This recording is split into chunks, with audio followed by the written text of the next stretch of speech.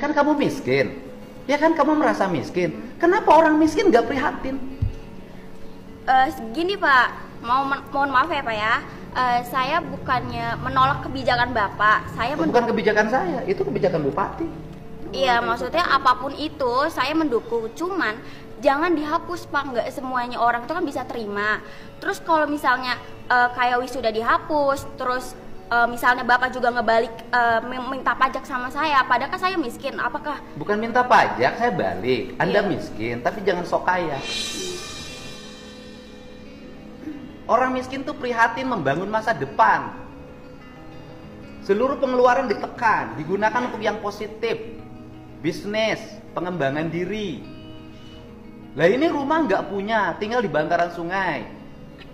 Orang tua yang lain itu menyambut gembira ketika wisuda dihapus. Keluarga ini menolak wisuda dihapus. Ya kalau gitu saya nggak usah bantu kerohiman. Katanya pembangunan, tapi di pembangunan rakyat kecil. Kalau ada biaya perpisahan harus bayar berapa? Waktu itu sih sekitar 1 juta doang Pak. 1 juta doang. Iya, 1.200.000. Ibu, kamu miskin nggak? Iya, Miskin. saya mampu. Kenapa miskin? Pengen hidup bergaya, sekolah harus ada perpisahan. Adanya lucu ya, katanya miskin, tapi gaya hidup sok kaya. Teriak-teriak sebagai rakyat miskin, tapi minta wisuda sekolah tetap diadakan. Gimana logikanya? Kebijakan gubernur jelas tujuannya tidak ada lagi sekolah yang mengatasnamakan acara apapun untuk memungut biaya ke orang tua murid. Gubernur hanya ingin rakyat kecil tidak terbebani dengan biaya-biaya yang tidak penting di sekolahan deh. Adanya teriak-teriak menjadi korban pengusuran rumah. Padahal rumahnya sendiri berdiri di atas bantaran sungai di tanah pemerintah, yang menyebabkan penyempitan sungai, kumuh, dan potensi banjir yang merugikan rakyat lainnya di sekitar situ yang benar-benar bayar pajak atas rumah hak milik. Adanya saat bicara rakyat kecil yang dikorbankan, mewakili rakyat yang mana? Lalu kami yang tinggal di rumah yang legal bayar pajak dan yang lainnya memilih ngontrak kos rumah daripada tinggal di atas tanah yang bukan miliknya. Bagaimana cara berpikirmu? Gubernur sudah berusaha memberikan kompensasi yang layak untuk mengganti, padahal seharusnya kalian bayar sewa tanah selama puluhan tahun. Tidak adilnya di mana? Justru gubernur tidak adil kepada kami yang tidak pernah tinggal di atas tanah pemerintah. Jika gubernur membiarkan bangunan-bangunan ilegal seperti kalian tetap berdiri, ya gubernur tidak adil kepada kami dong. Udah ya deh ya, jangan play victim, logikanya jangan dibalik-balik. Public speakingmu bagus, tapi kamu harus belajar lagi bagaimana menjadi manusia yang hidup di dalam suatu negara. Paham ya deh ya? Semoga kelak kamu bisa jadi orang yang berhasil, tapi dengan cara berpikir yang tepat. Terima kasih. Ya Bapak kan bisa lihat dulu latar belakang saya. Misalnya saya miskin atau enggak, terus mampu bayar. Kalau udah miskin, gak usah baik gaya. Itu bahasa kasarnya yang sering aku dengar. Jangan berlindung di balik kata rakyat kecil atau rakyat miskin. Padahal diri sendirinya aja tuh melanggar aturan. Kadang bingung kenapa harus selalu pengennya diingetin terus. Bilangnya menuntut keadilan, tapi bangun rumah di atas tanah yang bukan miliknya, digusur marah. Kan itu udah gak logik banget ya. Kok bisa sih marah? Yang bikin lebih bingung adalah dia mengaku bahwa dia ini miskin, tapi dia tetap menuntut harus ada perpisahan sekolah, dimana seperti yang kita tahu kalau ada perpisahan sekolah pasti butuh mengeluarkan dana. Kadang ya orang-orang yang miskin secara ekonomi itu mereka tuh selalu punya keinginan yang tinggi, tapi padahal kapasitas dan kemampuan mereka tuh cuma di sini, rendah gitu loh. Itulah pentingnya introspeksi diri agar kita tuh tahu di mana sih kemampuan kapasitas kita, semana.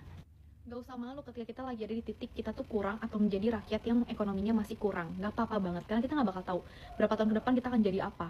Tapi yang penting ketika kita lagi di titik rendah ini, jangan merepotkan orang, jangan bikin susah orang. Sejujurnya, perempuan yang ada di video tersebut itu hebat. Dia public speakingnya bagus, berani. Cuman kelihatan ilmunya tuh kayak nol. Jadi tuh kalau bahasa kasarnya lagi, tong kosong nyaring bunyinya. Negara ini tuh negara hukum, semua tuh ada hukumnya. Jadi jangan lupa, kita juga harus tahu itu tuh sah di mata hukum apa enggak. Yang kita miliki itu sah di mata hukum atau tidak. Kadang rakyat kecil kalau bener aja bisa salah di mata hukum, apalagi yang salah. Kirain gua mah dia diundang tuh ya, dia mau menyadari lah kesalahan tentang kritikannya dia gitu kan. Kalau kritikannya dia itu tidak sesuai tempatnya gitu kan, kurang objektif lah ya. Ternyata tidak, Icih, tidak. Dia malah semakin sombong dan angkuh berbincang bersama Bapak Aing. istilah kata mah kayak semacam debat lah. Nyampe ditanya, ya udah keadilannya yang mau Neng itu keadilan yang seperti apa? Nyampe dia ngomong katanya ya maksudnya jangan dihilangkan tuh wisuda, ya dibikin sekecil mungkin lah gitu dananya, katanya gitu kan. Terus kan dijelasin lagi sama bapak Aingnya kan, emang buat apa sih wisuda itu, perpisahan itu? Kalau hanya untuk mendapatkan kenangan manis mah bukan hanya dari soal perpisahan, kenangan manis itu justru dari 3 tahun belajarnya itu ibaratnya. Tapi kata dia enggak, kalau bagi saya enggak. Udah gitu dibantuin lagi sama emaknya juga sama. Ternyata emang benar, buah jatuh tidak jauh dari keranjang buahnya. Ini mah bukan Katanya pembangunan masih dikorbanin rakyat kecil. Proyek-proyek kecil tuh dimunculin, mulai dari larangan motor, sekolah tanpa wisuda, bahkan bendungannya bikin warga terusir dari rumahnya. Katanya untuk rakyat, tapi kenapa justru rakyat kecil dikorbanin? Kadang gua tuh mikir, Gue juga mikir. ini beneran untuk kemajuan atau cuma sekedar validasi aja biar kelihatan beda, biar bisa hebat dari sebelum-sebelumnya. Dan semua orang tuh bisa teriak, jadi gue yang bersuara. Asik. Karena dia bukan berarti rela, dan ngomong bukan berarti ngelawan. Hari ini agak aku bantu hidup susu. Jadi itu bisa jadi rumah kalian itu. Lihat.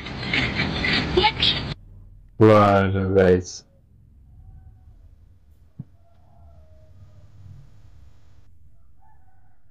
Dibungkus rakyat karena pembangunan. Tapi keadilan kemana? Kami cuma minta satu, dihargai sebagai manusia. Karena rakyat bukan ajang buat pamer kebijakan. Dan ingat, suara yang disakiti bisa jadi kena yang paling keras. Inilah momen murid yang tidak terima dengan kebijakan Deddy Mulyadi karena larangan wisuda sekolah. Dan ini jawaban Kang Deddy Mulyadi. Pak, assalamualaikum warahmatullahi wabarakatuh. Pak, punten ieu abi sareng rencangan. Kan di sekolah abi teh karek nembe ieu nya beres rapat gitu. Nah, abi teh sedihnya ngadangu keputusan di sekolah teh nya da graduation teh. Ieu cenah teu aya, atuh kamarnya abi teh nyeri hate sareng rencangan teh. Atau udah abdi teh mau nya abdi teh mau kuliah gitu hatinya leheung lah anu kuliah mah bisa gitu hatinya di wisudana di kuliahan ya iya mah atuh anu bade kerja piraku kuliah non gawena sabari kudu ieu non perpisahan atuh da mau kitu nya Pak abdi tos meser baju digerek 100.000 abdi teh tos ngaboking tukang make up Pak atuh peser baju abdi hargana 1 juta. Nah, saya sampaikan pada semua ya, anak-anakku, adik-adikku, tidak ada larangan kalian untuk di sekolahnya bikin perpisahan.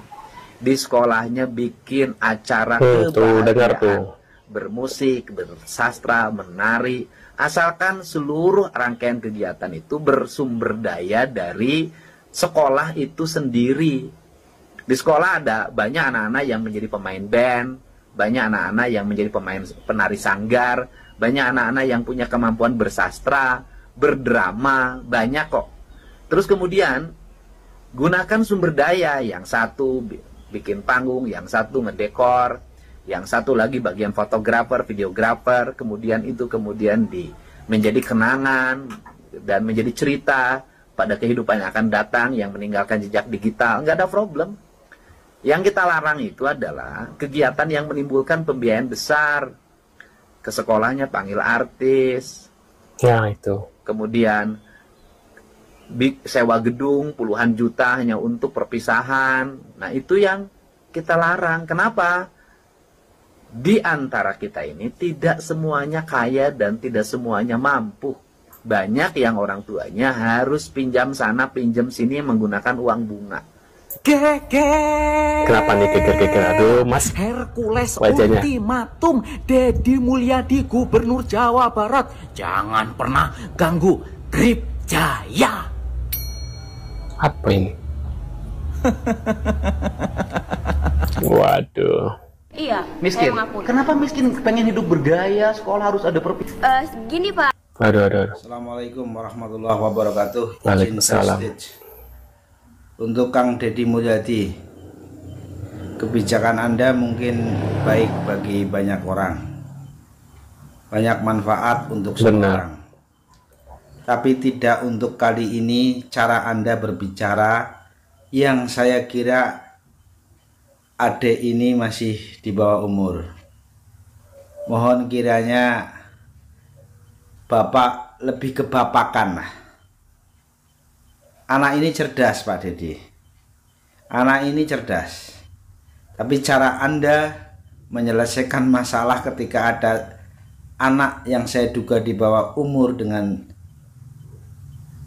cara bicara, dengan kata-kata seperti itu, sekalipun Anda greget Pak Deddy, sepertinya kurang etis, kurang pas, dan sangat tidak elok Pak Deddy.